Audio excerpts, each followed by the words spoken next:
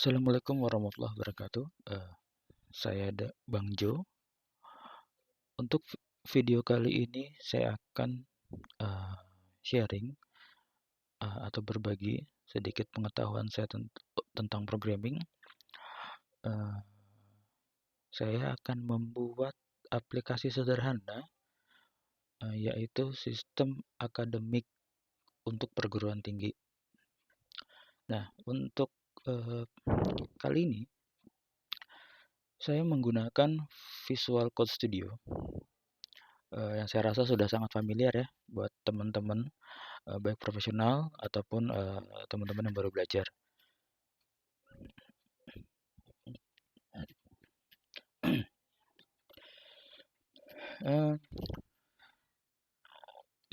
Dan juga di Visual Code Studio tersebut saya menggunakan Python, HTML, dan juga Django sebagai frameworknya. Dan database yang digunakan adalah SQLite. Kenapa SQLite? Karena saya rasa ini cukup untuk mengcover aplikasi yang saya buat. Karena memang ini untuk media pembelajaran. Dan satu lagi disclaimer, saya bukan profesional, saya hanya pembelajar. Jadi mohon maaf sebelumnya jika ada coding yang salah ataupun penyampaian saya yang kurang tepat. Mohon maaf sebelumnya, dan saya menerima kritik dan saran di kolom komentar agar saya dapat lebih baik lagi di konten selanjutnya. Oke. Sebelum kita memulai ke Visual Code Studio, kita akan coba membuat file di drive D ya. Ya, di sini saya menggunakan command prompt untuk Windows, atau dengan kalau teman-teman menggunakan MacBook atau Apple, teman-teman bisa menggunakan terminal. Nah, di sini saya input perintah BASH D.2 enter, kemudian .2 lagi mkdir, teman-teman bisa ingat mkdir spasi academic.app. Nah, ini perintah untuk membuat aplikasi. Perintah untuk membuat folder di drive D. Nah, setelah itu kemudian enter. Nah, kemudian input lagi cd spasi academic.app enter. Ini adalah perintah untuk masuk ke dalam folder academic.app. Kemudian ketikkan perintah code code spasi titik satu aja titiknya ya, kemudian enter. Nah, ini kode ini atau komen ini berfungsi untuk secara otomatis membuka aplikasi Visual Code Studio kita langsung di folder academic.app ya, seperti ini ya contohnya ya. Nah, ini dia. Jadi nanti teman-teman saat code ini dijalankan, otomatis akan muncul Visual Code dan sudah lengkap di sini. Sudah terbuat file akademik ini dan beberapa file penunjang lainnya. Nah, karena saya sudah membuat aplikasi ini lebih dulu, jadi sudah terlihat penuh ya teman-teman. Nah, kemudian ini teman-teman gak usah dilihat yang atas dulu. Kemudian sebelum kita menjalankan atau membuat project aplikasi, kita harus membuat dan mengaktifkan virtual environment ya. Di sini coba teman-teman bisa lihat, di sini saya input ketik Python min spasi min m spasi v spasi v kemudian enter. Kemudian ini untuk membuat ya virtual environment, kemudian kita aktifkan. Ini adalah perintah mengaktifkan virtual environment-nya. v backslash scripts backslash activate.ps1. Oke. Ini untuk perintah Windows ya. Kemudian nanti jika berhasil akan muncul seperti ini ya di pojok kiri di komennya. Oke. Kemudian, nah karena kita akan menggunakan Django sebagai framework, jadi jangan lupa install Django-nya. Oke, ini adalah perintah install Django.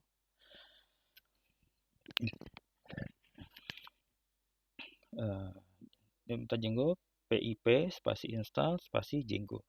Nah, ini adalah proses instalasi Django-nya. Jika teman-teman belum ada Django-nya, nanti akan muncul prosesnya ya seperti ini. Dan kemudian kita memulai menjalankan perintah untuk memulai project. Ini adalah perintah untuk menjalankan project kita. Oke. Django min admin spasi start project spasi akademik spasi titik 1. Oke, setelah itu di enter, kemudian kita jalankan perintah python spasi manage.p spasi run server. Nah, ini adalah perintah untuk menjalankan localhost kita ya. Nah, ini nanti seperti ini bentuknya. Oke. Nah, nanti akan ada link localhost ya. 127.0.0 dan sekian. Nah, itu default sih biasanya ya, teman-teman. Nah, oke. Nah, untuk membuat aplikasi sistem akademik perguruan tinggi, saya menggunakan GitHub Copilot ya di sini. Ya, mungkin teman-teman bisa lihat di sebelah kanan GitHub Copilot-nya sudah terisi banyak karena saya sudah membuat dan sudah banyak juga beberapa akses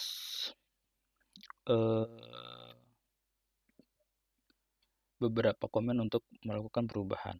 Nah, ini sebenarnya ada yang hilang nih. Jadi tadi ada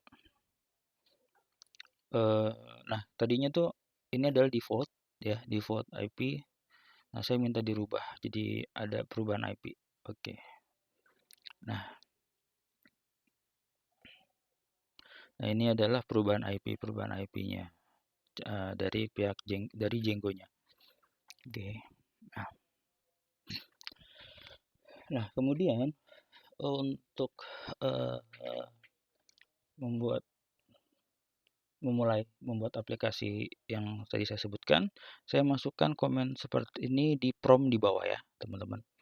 Ya, sebagai web developer handal dan profesional, buatkan desain aplikasi akademis sederhana untuk perguruan tinggi. Nah, saya masukkan di prompt, nanti secara otomatis GitHub Copilot ini akan membuat atau menjawab perintah kita ya. Nah, di sini mereka cukup detail ya di sini menggunakan Django, kemudian langsung dibuatkan struktur aplikasi yang lengkap dan profesional ya, dashboard, manajemen mahasiswa, mata kuliah, manajemen dosen, sistem penilaian dan jadwal kuliah. Nah, di sini otomatis akan terbuat folder-folder seperti ini ya, teman-teman nih. Seperti yang saya lihat ada setting, kelas .html, Python dan lain-lain. Oke. Seperti ini. Juga membuat model database-nya di sini juga. Kemudian dashboard ya kan, di sini juga langsung dibuatkan dashboardnya. Kemudian juga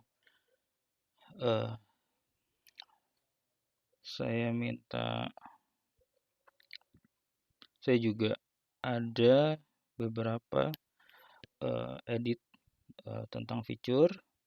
Nah, di sini adalah struktur database yang dibuat oleh GitHub ya, GitHub Copilot-nya. Kita juga harus mengerti ya bahwa struktur ini sudah benar atau belum. Oke.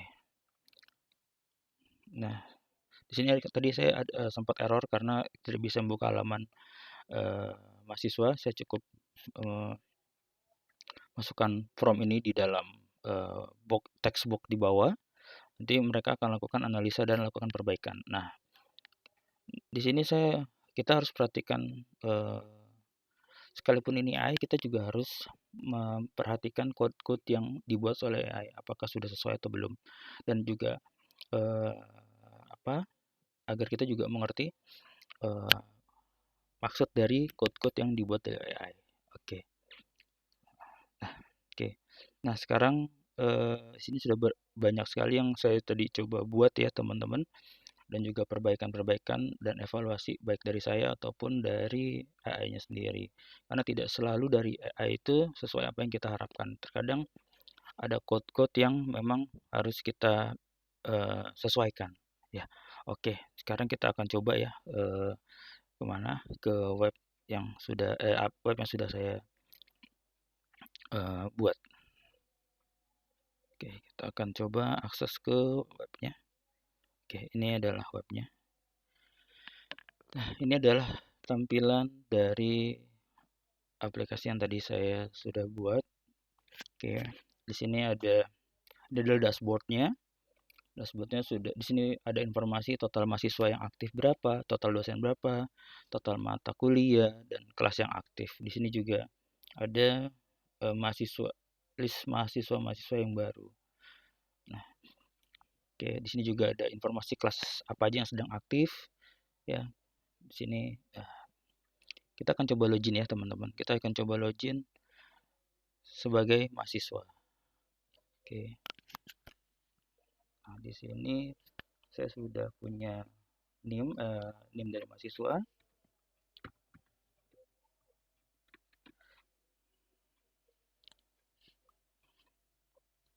Ya, jadi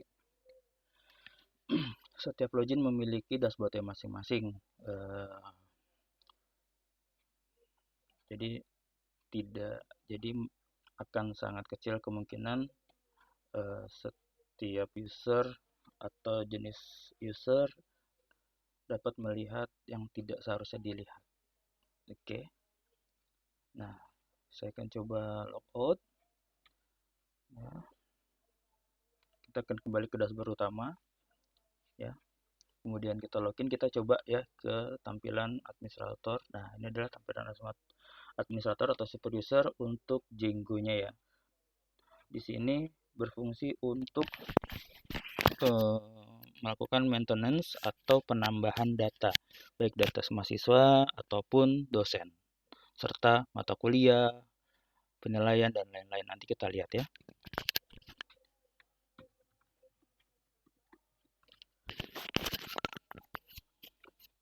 Nah, di sini sudah ada beberapa teman-teman data-data yang sudah saya buat.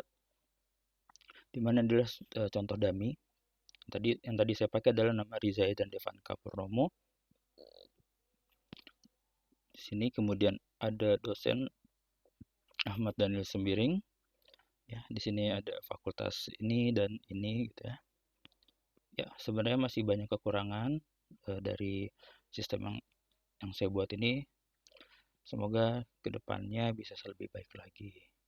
Mungkin sekian yang dapat saya sampaikan. Untuk fitur-fitur yang lainnya mungkin akan muncul di video-video selanjutnya. Terima kasih. Wassalamualaikum warahmatullahi wabarakatuh.